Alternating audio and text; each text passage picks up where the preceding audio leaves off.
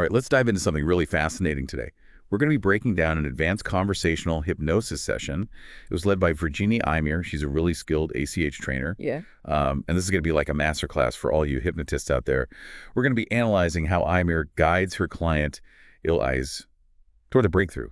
Yeah, it's really amazing to watch how ACH can gently unravel some pretty complex issues, and it just uses conversation, right, as like the main tool. Yeah. So in this particular session, Illais, the client, is looking for help with her desire for a romantic relationship and maybe a family life, but she has some internal resistance, and it seems like it's really rooted in her past experiences. Right. And right from the start, Illais reveals some pretty deep-seated beliefs. I mean, she associates family with negativity. Yeah. Like fighting, emotional outbursts, a lack of safety.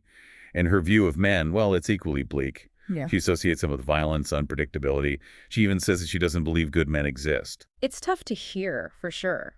But this is where Imir's expertise really shines, you know? Instead of challenging those beliefs directly, she uses what's called the Socratic method. It's like a cornerstone of ACH. Right. She asks these open-ended questions like, tell me more about that, or what makes you think that? Yeah.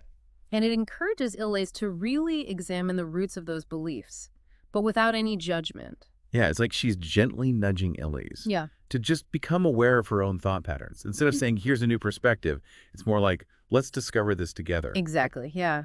And that's a key takeaway for us as practitioners, I think. The goal isn't to like impose our views, but it's to guide the client towards their own truth. It fosters a sense of agency and empowerment, and that's really important for lasting change. It is, yeah.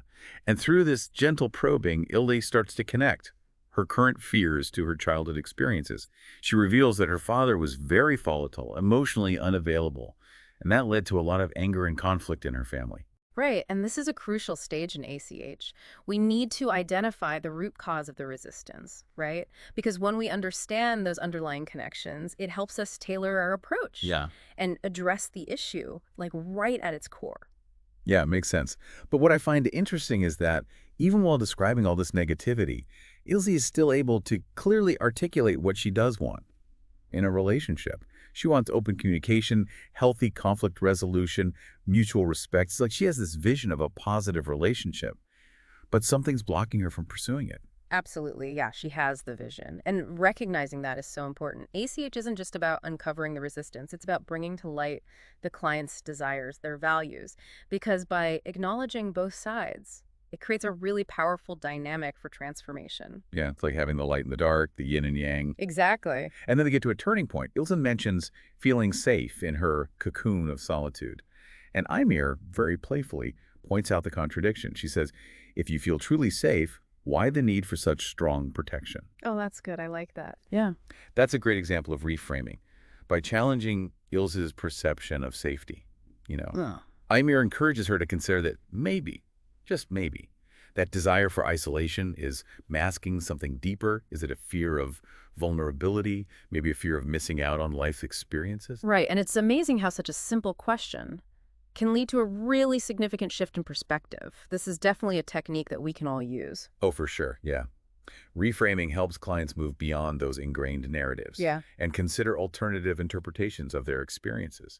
And it just opens up these new avenues for exploration and change. Yeah, for sure. And that little nudge from Imir leads to this wave of emotion from Ilse. She expresses a desire to have an open heart and brings her to tears, and then she reveals her deep fear of being hurt. Yeah, it's a vulnerable moment. And this is where creating that safe and supportive environment becomes really important, like paramount. We need to make sure the client feels comfortable enough to access and process these difficult emotions. And Imir really excels at this. She validates Ilse's vulnerability and guides her through this emotional release. Yeah, and it's amazing how, even with these heavy topics, a safe space can allow for such honest and powerful expression. It's essential that vulnerability is essential for unlocking deeper levels of healing and transformation. Yeah. Without it, the process is just very superficial. For sure. And then something unexpected happens. Ilse starts laughing. Even as she's grappling with these serious issues, it seems almost paradoxical. It does, yeah, you don't expect it. This unexpected laughter is a fascinating phenomenon, though, in a lot of therapeutic approaches. Humor can signal a release of tension, like a cognitive reframing of the problem. Think of it as the subconscious mind finding a new, more positive perspective. So it's a sign of progress in ACH too. Absolutely, yeah. It's a positive indicator that the subconscious is working, integrating this new information, shifting towards a more balanced state. Wow, so we're seeing that even though the session hasn't directly addressed her childhood trauma, things are starting to shift. The laughter, the tears, those moments of clarity, they all point to a process of change that's already underway. Exactly. And that's another key takeaway for us as practitioners, right? Change can be subtle, nonlinear. It's our job to be attuned to those nuanced shifts, to recognize those signs of transformation, even when they seem unconventional. Yeah, it's like we're looking for those little breadcrumbs. Yeah, exactly. So this is incredible, right? We're seeing how ACH can be so effective without being overtly directive. It feels more like a gentle dance between the conscious and subconscious minds. It is. It's a dance. It's about facilitating a dialogue, creating space for exploration, and just trusting in the client's innate capacity for healing and growth. Yeah. Absolutely. After the laughter subsides, Ilse has a realization. She realizes that she's already been opening her heart. In other areas of her life, she shares personal experiences on social media, something she hadn't even recognized as significant before. And Imir doesn't let that slip by. She affirms Ilse's progress, highlights her courage, points out the positive changes Yeah. that are already happening. Right, and that feels crucial. Because by acknowledging even small wins, it can help build the client's confidence and give them momentum towards bigger transformations. Absolutely. It reinforces their self-efficacy, helps them see their own strength, their resilience, and that paves the way for further growth. Yeah, for sure. But then Ilse voices another fear. She's afraid of dealing with the annoyances in a relationship because she witnessed constant conflict between her parents. So she worries about being constantly annoyed or needing to control everything. Makes sense. But Imir skillfully guides her back to reality. She helps Ilse recognize that dealing with imperfection is already a part of her life, even living alone. She's developed coping mechanisms. She has the skills to navigate differences. Right, and it all comes back to reframing the problem, doesn't it? It does. Helping the client realize they already have the tools to navigate the challenges ahead. Absolutely. It's about empowering them to see their own capabilities and approach the future with confidence and agency. Right, and as the session comes to a close, there's a noticeable change in Ilse. She feels lighter, happier, and the prospect of a relationship is no longer daunting. It's remarkable how much progress was made in such a short time. It is. It really highlights the power of ACH to gently unravel these complex issues. Even though they didn't directly delve into her childhood trauma, the shifts in her feelings and beliefs, they're undeniable. And ultimately, that's the goal, right? To facilitate lasting change from within. Yeah, it's really amazing. We've witnessed Ilse's initial resistance, the connection to her childhood experiences, the emotional breakthroughs, and her growing awareness of the positive changes that are already taking place. But there's still so much to unpack. There is. The journey doesn't end here. As Ilse processes these insights, we're going to delve deeper into the nuances of her transformation. So stay tuned. We're going to continue to analyze this remarkable ACH session. So as we dive back into Ilse's session, it's clear that the processing is continuing, even after the formal part is over. She mentions feeling spaced out and sleepy, almost like she's in this dreamlike state. What's happening here from a neurological perspective? Well, this spaced out feeling, it's actually pretty common after a deep subconscious exploration. It's a sign that the mind is still integrating all the insights and experiences from the session. Think of it like a post-hypnotic suggestion. So even though the guided part is over, the transformation is still continuing, like those seeds of change have been planted. Right. And now they just need time to take root and grow. Yeah, exactly. And this is where the practitioner's sensitivity becomes crucial. Imir recognizes these signs in Ilse, and she doesn't push for further analysis. She just suggests a nap and allows Ilse's subconscious to continue processing at its own pace. Right? It's like sometimes we need to just let things be Yeah. and trust that the process is unfolding as it should. Exactly, yeah. Pushing for immediate insight can sometimes hinder that natural flow of integration. It's better to allow space for the subconscious to do its work. Absolutely. Yeah. Now, when we left off, Ilse was actually struggling to recall the initial problem that she brought to the session. She couldn't even remember why she wanted to work on her desire for a relationship, which seems counterintuitive. Shouldn't that issue be at the forefront of her mind? It's interesting, right? This temporary amnesia, it's often a sign of progress because the initial problem, in this case, the conscious desire for a relationship, was really just a symptom of a deeper underlying issue. And as Ozzy starts to connect with her core values and reframe her beliefs, that surface level problem kind of fades into the background. So it's not that she's forgotten about wanting a relationship. It's more like the focus has shifted to something more fundamental. Exactly. And if you notice, even her language starts to transform. She moves away from talking about relationships and starts focusing on real connection and the desire for good feelings. This shift in vocabulary, it reflects a deeper understanding of her true needs. It's like she's peeling back the layers. Yeah, And getting to the heart of what truly matters. exactly. And this is a valuable lesson for us as practitioners. Sometimes the client's initial presentation of the problem isn't the real issue.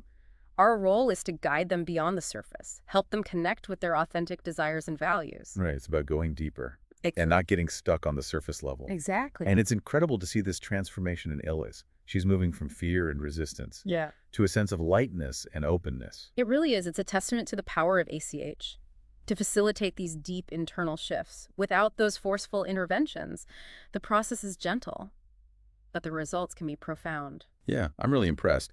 Now, earlier, Elsa expressed concerns about not being good enough for the kind of man she wanted to meet. She even linked this insecurity to fears about being controlling or easily annoyed in a relationship. Have those fears been addressed? It's interesting because as we get closer to the end of the session, we see a noticeable shift in her perspective. She starts recognizing her own capacity for kindness, and she acknowledges that she already has the skills to navigate imperfection and differences. That fear of not being good enough, it seems to just dissolve as she connects with her own strengths and values. So instead of directly tackling those fears, the session facilitated a process of self-discovery and empowerment that naturally dissolved them. Precisely. And this is another key takeaway. Sometimes the most effective approach isn't to attack the problem head-on, but to create the conditions for the client to arrive at their own solutions. Right, it's like setting the stage. Yeah. And letting the magic happen. Exactly. It's about fostering self-awareness, Yeah. promoting self-compassion,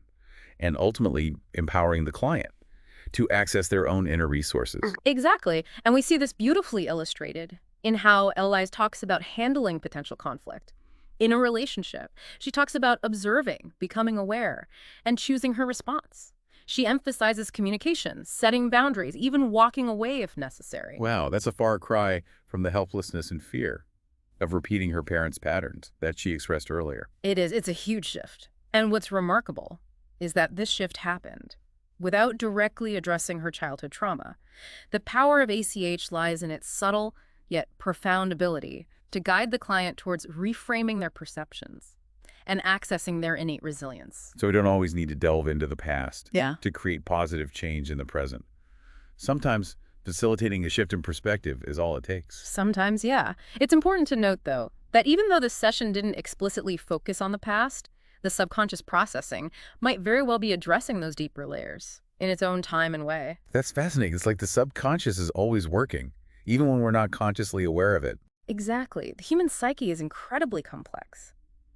And the process of healing and transformation can unfold in very mysterious ways. Yeah, for sure. Now, remember how Elise had mentioned feeling neutral about the possibility of being hurt in a relationship? It seemed like she'd moved past that fear. I do, yeah. But is that really the case? Well, this apparent neutrality is another fascinating aspect of ACH.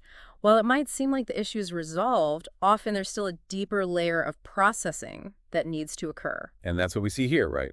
Towards the end of the session, Elise experiences this waves of sadness. But this time, it's not about the fear of future hurt.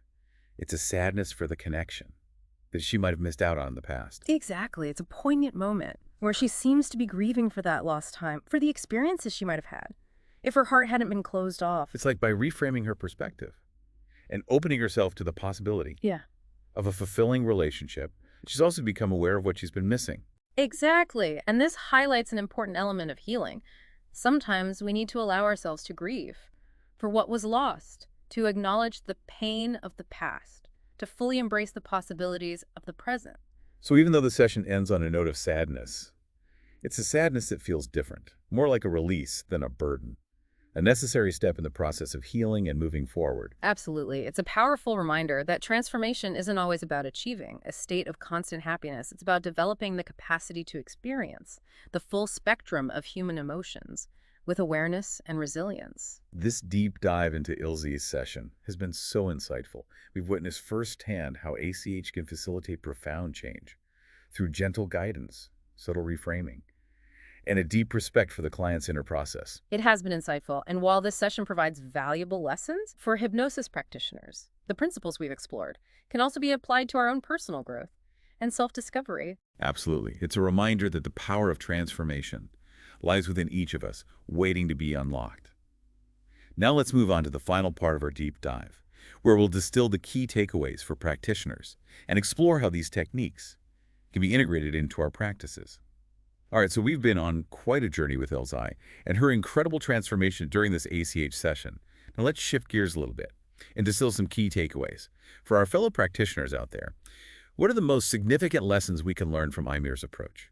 Well, one of the most striking things, I think, is her mastery of the Socratic method. She uses these gentle, open-ended questions consistently to guide Ilse towards self-discovery. Instead of offering solutions or imposing her own views, right? She empowers Ilse to uncover her own truth. Right, it's such a subtle but effective technique. Reminds me of how a skilled therapist uses reflections and summaries to help a client gain clarity without directly leading the conversation. Exactly, yeah. It's about creating that safe space for exploration, gently nudging the client towards a deeper understanding of themselves, their thoughts, feelings, beliefs. And this approach really fosters a sense of agency and autonomy, which is so essential for lasting change. For sure, yeah.